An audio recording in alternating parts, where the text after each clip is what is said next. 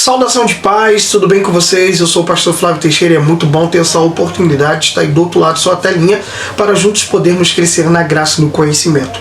Estou passando aqui rapidamente para poder abordar para você, professor da Escola Bíblica Dominical, que usa a revista de professor adulto do quarto e último trimestre, que é comentada aí pelo bispo Samuel Ferreira, que dispensa nossos comentários, né? Eu estou passando aqui para abordar alguns pontos que eu tenho percebido em alguns professores de subsídio aqui nas redes sociais que têm deixado passar despercebidos um pouco de detalhes.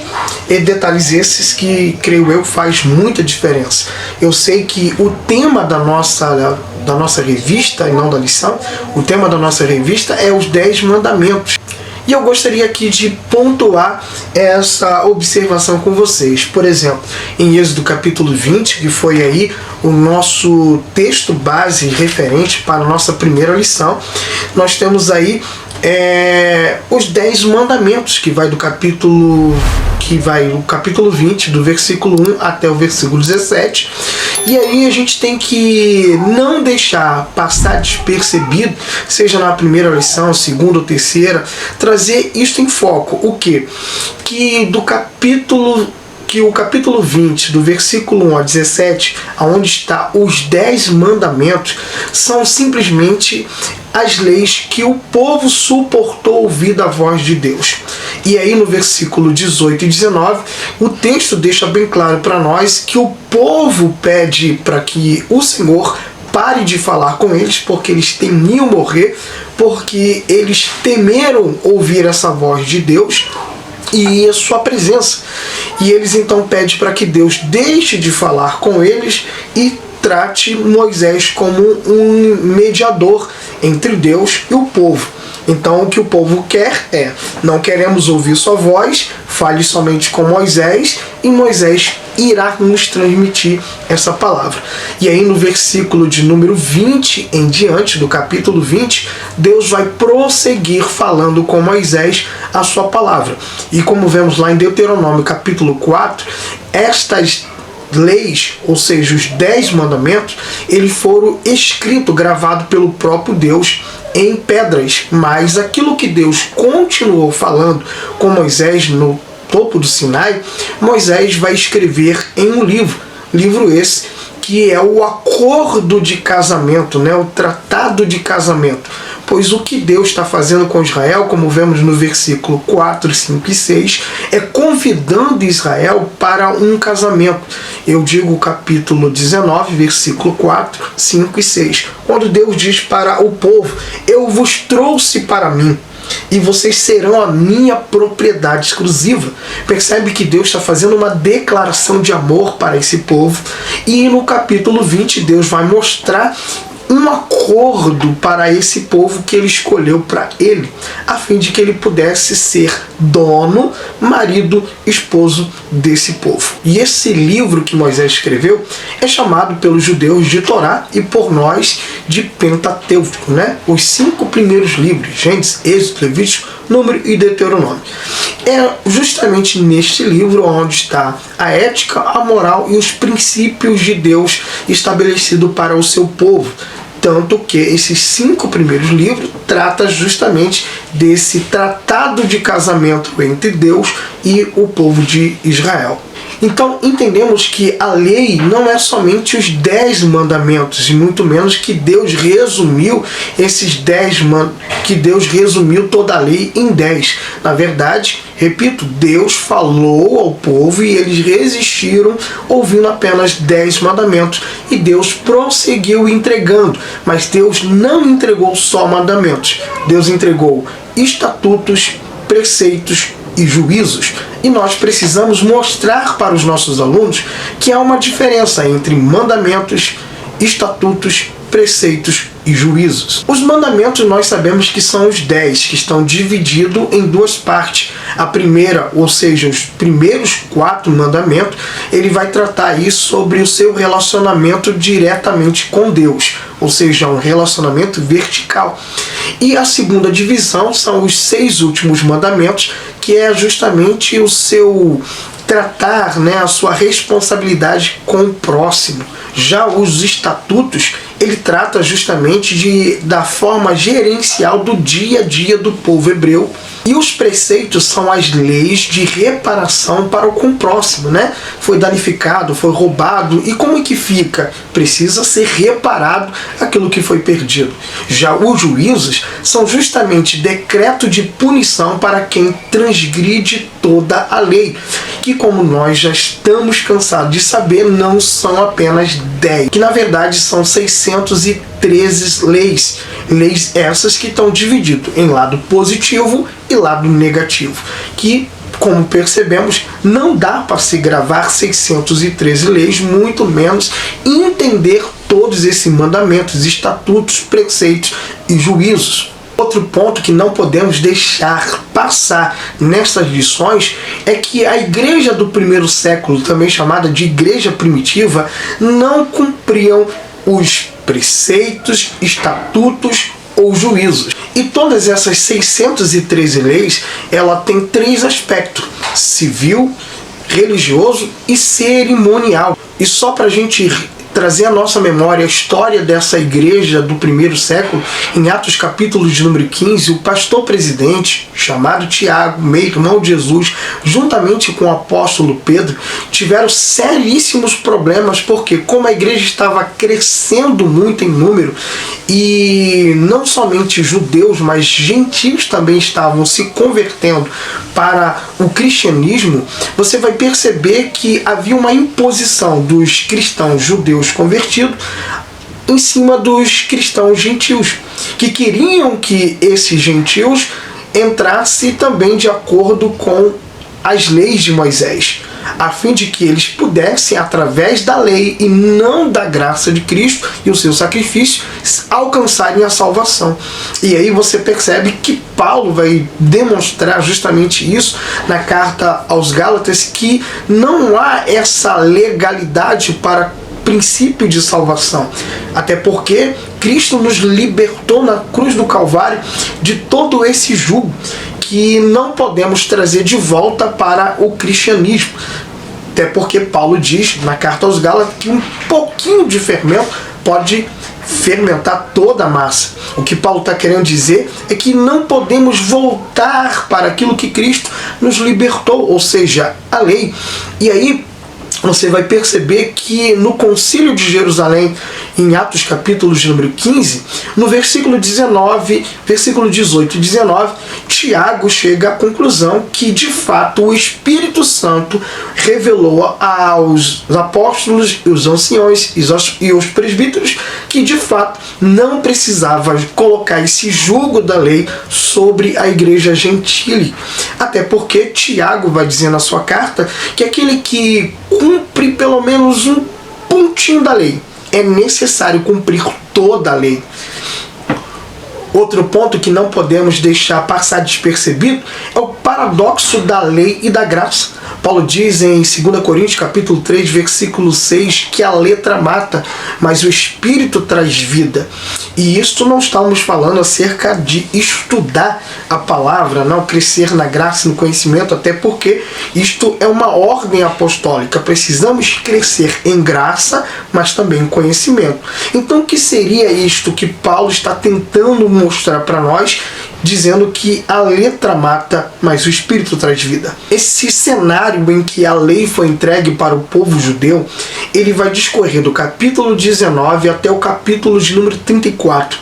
Nesse meio termo, no capítulo 32, quando Moisés desce do Monte Sinai com toda a lei, 613 leis, Moisés está com as 2 tábuas que Deus escreveu em mãos e o livro que ele está escrevendo, né? E aí você vai perceber que o povo está corrompendo a lei, que é a primeira ordenança de Deus, o primeiro mandamento: não fará para ti imagem, não terá outro Deus a não ser o Senhor. E você lembra todo o cenário. E Moisés vai quebrar os 10 mandamentos, a pedra escrita com os 10 mandamentos. Nesse mesmo dia, a tribo de Levi, eles vão lutar com seus irmãos e vai matar 3.000 pessoas. Grava isso. No dia que a lei desceu com Moisés do monte, 3.000 pessoas morreram por causa da lei e por transgredir a lei. Mas em Atos capítulo número 2, versículo 48, o texto diz que quando o Espírito Santo desceu, e o povo que estava morto em espírito, e por causa da graça que foi derramada, 3.000 almas se converteram, ou seja, aqueles que estavam mortos espiritualmente passaram a viver em Cristo Jesus. 3.000 almas. Percebeu esse paradoxo da graça e a lei? A lei trouxe morte, 3.000, e a graça trouxe vida para 3.000. A lição de número 2, ela vai utilizar aí o texto de referência, Deuteronômio capítulo 6, do versículo 1 até o versículo de número 4. O versículo de número 4, bem dizer, é o início da oração de todos os judeus, até mesmo os messiânicos. Ouve Israel, o famoso Shema Israel, Adonai, Elohenu, Adonai Yehat. Não sei se eu pronunciei certo, mas está aí escrito embaixo para vocês. Lembrando que o livro de Deuteronômio, ele tem este nome por causa do capítulo 17, versículo 18, quando os tradutores encontraram ali uma cópia da lei, é o que está escrito, né, na maioria das versões, uma cópia da lei colocarás ali. Lembrando que o capítulo 17 ele vai tratar sobre a lei do futuro rei de Israel. Então percebe que muito antes de Saul, muito antes de Davi e Salomão, Deus já estava preparando a mentalidade do povo para que quando o rei surgisse, ele tivesse uma cópia da lei, ou seja, de todos os 613 mandamentos, possivelmente os 10 mandamentos ali estariam próximo ao braço da cadeira do rei. Uma forma dele sempre estar observando a ética, a moral de Deus quando julgasse o seu povo. Porém, o nome Deuteronômio, ele significa a segunda lei. Percebe que houve uma má interpretação entre cópia como segunda lei, né? O que Deus está dizendo não é para fazer uma segunda lei, mas sim para copiar uma lei. A palavra Deuteronômio, então, ela traz essa ideia de que houve uma segunda lei, quando na verdade é uma cópia, beleza? Lembrando que os mandamentos de Deus, estatutos, preceitos e juízos, eles são um tratado, né? Um acordo de casamento entre o esposo e a sua esposa. O que Deus está deixando bem claro é: como eu trouxe você para mim, vou cuidar de você, eu serei o teu dono, serei o teu provedor, serei o teu cuidador, eu quero que você seja fiel para mim. E aí seria muito bom você perguntar para os seus alunos o que é fidelidade. Vou colocar aqui do lado para você estar podendo fazer sua anotação o que de fato é fidelidade. A palavra fidelidade tem 2 significados. Então esse Deus que requer da sua esposa exclusividade, o que de fato ele está tentando falar para Israel e tentar mostrar para nós é que esse amor que ele tem para com Israel, a ponto de escolher ela, não tendo nada para oferecer, e mesmo assim ele oferece tudo para ela: providência, cuidado, livramento, escape, segurança e cura, muitas outras coisas. Ele está querendo simplesmente que Israel seja fiel para com ele, porque se Israel se voltasse para um ídolo, e lembrando que Ezequiel capítulo 14 vai nos informar que o ídolo ele nasce no coração, ou seja, a adoração ao falso Deus não começa quando eu estou diante de uma imagem, mas sim quando está no meu coração, pois todo ídolo ele nasce no coração. E por isso que o profeta Isaías, no capítulo 42, versículo 8, diz o Senhor através da boca do profeta: eu não divido a minha glória com ninguém, ou seja, eu não divido aquilo que é meu com mais ninguém, porque eu faço tudo por você. Seria a mesma coisa. Vamos pegar aqui como exemplo: um homem casou com a sua mulher e ele é o provedor, ele é o cuidador, ele é aquele que guarda, é aquele que mantém, e ele faz tudo por ela, mas a sua esposa vai se relacionar com outro homem. Não seria isso um adultério, uma traição?